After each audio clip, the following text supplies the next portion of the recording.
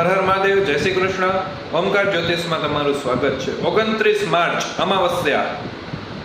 અમાવસ એટલે પિતૃકાર્ય, પિતૃઓની પૂજા કરવી, તેમની અર્ચના કરવી, શ્રાદ્ધ વિધિ કરવી.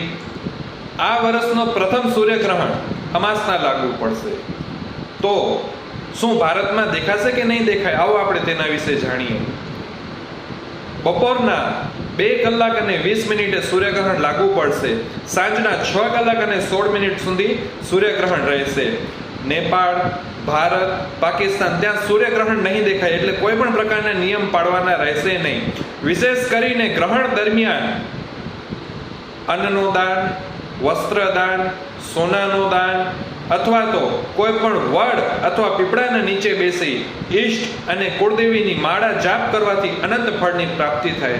જે ગર્ભવતી મહિલા બહેનો હોય તેમને ગ્રહણ દરમિયાન ભોજન ન કરવું, સ્નાન ન કરવું, શયન ન કરવું, જેથી કે તેમનામાં પોઝિટિવિટી રહે. આવી જ જાણકારી માટે ઓમકાર જ્યોતિષને તમે ફોલો કરો. હર હર મહાદેવ, જય શ્રી કૃષ્ણ.